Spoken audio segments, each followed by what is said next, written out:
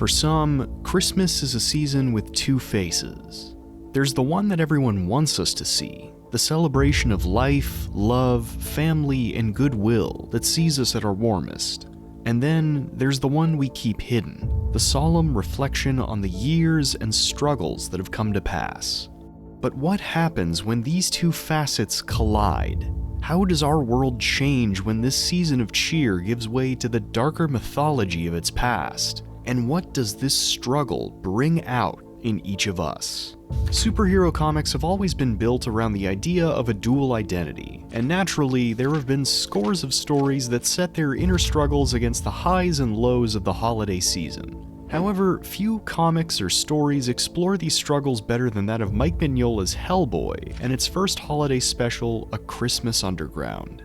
Originally published in 1997 as part of a standalone holiday collection, A Christmas Underground has steadily grown in depth and importance thanks to Mignola's additive approach to storytelling, weaving countless tales together through Hellboy's struggles against his apocalyptic destiny. And though it was initially framed as more of a tangent to Mignola's grander saga, Christmas Underground's thematic underpinnings continue to elevate it amongst the rest of Hellboy, digging deep into Mignola's hero, his rich fictional universe, and the tragedies and triumphs of the holiday season.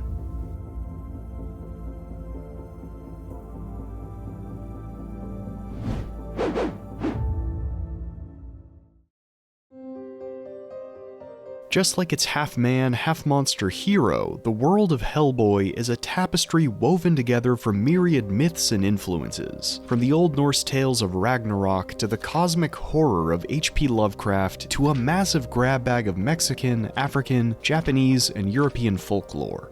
While the comics events are largely built around Hellboy's destiny as a bringer of the apocalypse, Mignola would also indulge in tangents and detours thanks to the creative control offered by publisher Darkhorse Comics, allowing him to publish at his own pace and build a rich fictional Mignolaverse around his hero. "I just can't seem to leave this world alone," Mignola would reflect. "Even when I say, well now, that's done, a second later a little voice in the back of my head says, yeah, but what if?" And then we're off and running again. And of course, I could not have done this thing this long if I didn't have a publisher that supported and encouraged me while leaving me alone to tell the stories I've wanted to tell. For 25 years, we've been telling these stories, filling out the history, and expanding the world, and I think everything all fits really well. Unlike the longer, denser stories that fill out the series, Mignola's shorts follow a leaner, procedural format, shifting focus to everyday people haunted by a vast horde of mythic figures like ghosts, vampires, werewolves, demons, and, aliens? Sure, why not? Through his stern, pulp-inspired persona, Hellboy becomes our surrogate in this ever-expanding world of myths, often punching first and finding meaning in the aftermath of each all-too-brief encounter. And A Christmas Underground is no different. Set in England on Christmas Eve in 1989, the story follows Hellboy as he travels to the ruins of Hatch Manor to grant the wish of a dying woman and search for the spirit of her missing daughter. As the hero ventures into the depths under the manor, he begins to learn the terrible fate of little Annie and the Hatch family, who have each been seduced and damned by an ancient evil masquerading as a prince. While it's not as festive as other holiday tie-ins, A Christmas Underground draws plenty of influence from the holiday's rich lore, namely its history of ghost stories. Popularized through works like Charles Dickens' A Christmas Carol and Jerome K. Jerome's Told After Supper, these tales were instrumental in linking the holiday with themes of redemption and transformation, usually by putting the fear of God into some old man who probably has a heart condition. And though these themes are still present in the short, Mignola's other influences and his own approach to the material end up transforming the meaning behind his adaptations. Rather than embittered villains who need the Christmas spirit scared into them, the Hatches are framed as innocent victims of circumstance, with the seduction and disappearance of young Annie slowly leading to the family's ruin. This sense of guilt and loss is compounded through Mignola's signature visuals, which use atmospheric cutaways, deep inky shadows, and dueling warm and cool palettes to set the empty reality of Hatch Manor against the false comforts of Anne's new home underground. It's a beautifully gothic twist on the duality of the holiday, with the ancient evils of Mignola's world hiding behind the cheerier trappings of the present day till they come bursting forth. While Christmas Underground lacks the scope and variety of later shorts, fostered through collaboration with other artists like Richard Corbin and Duncan Fegredo, it's also a great look into the beginnings of Mignola's larger plans for the character, with overarching themes building from story to story. The Hatch's fate is already a tragedy, but when viewed in the context of Hellboy's larger story, years before he learns the truth of his lineage, they also serve as a reflection on the hero himself. Good-hearted people bound to a destiny shaped by forces beyond their understanding. This dramatic irony recolors every panel of the story on rereads, with Hellboy's dedication to the family hinting at his own struggles with good and evil, even if he isn't aware of it yet. To quote a friend who's much better at this stuff than I am, the saga of Hellboy is a lot like a mosaic, a series of smaller moments coming together to form a bigger picture. And here, I'd argue the inverse is also true. Under the greater themes of humanity and fate, this leaner adventure becomes a meditation on Hellboy and the world he inhabits, torn between the forces of good and evil. But what hope is there for those who have already fallen victim to the darkness of the world? How can we carry on knowing what could be waiting for us? And what does this actually have to do with Christmas? While many of Mignola's later shorts end with Hellboy walloping each monster in a manner befitting his pulpy influences, A Christmas Underground opts for something more subdued. True to form, Hellboy still gets to have some clobberin' time, but the creature's hold over the family is broken through several small acts of kindness. The gifting of a crucifix, the comfort of an old friend, and a reconciliation between mother and daughter. A far cry from the Faustian warnings of later shorts, Christmas Underground plays up its holiday influences through a tale of redemption. And while this could be hand-waved away as a quick pick-me-up for the holidays, its themes give it a bigger role in the mosaic of its hero's journey, something that Mignola would continue to develop over the years. When reflecting on this organic process, the author would state, "Dominoes are a good comparison. Once all the dominoes are in the right place, you just have to hit one, and the rest rattle out to where they're going. It's fun.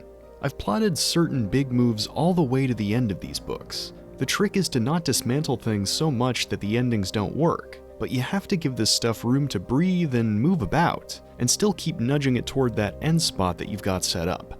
I think that's one of the things that makes this line of books unique. Even though they're radically different books, they do share this common history and mythology that I'm trying to keep going in all the different titles.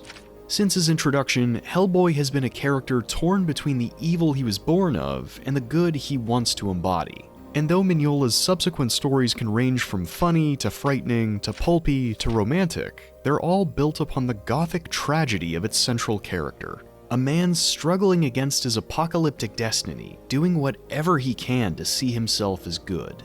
The ambiguity and mystery of the story only deepen this uneasiness. Just like the Hatches, their mysterious tormentors serve as reflections on Hellboy's inner darkness, with Mignola even tying them back to the hero's central struggle through clever visual cues that would pay off years down the line.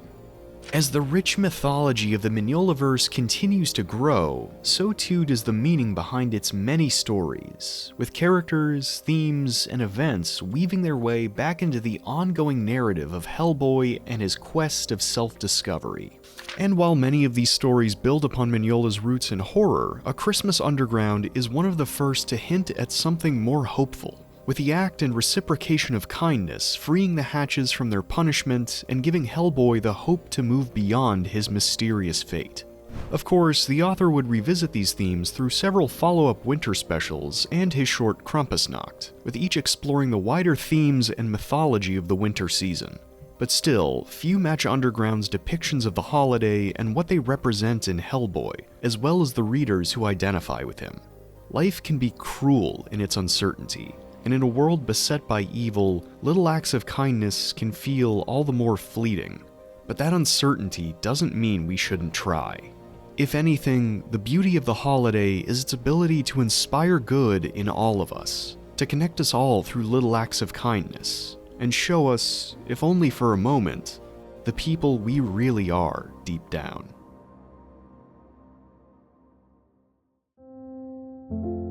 Happy holidays everyone, and thanks for checking out today's video. I always like to close out the year with something special, and what's more special than tackling a series that I've wanted to cover for a very long time. Funnily, Christmas Underground was one of the first ever Hellboy stories I remember reading, and I've always seen it as a great look into the character and the Christmas holiday.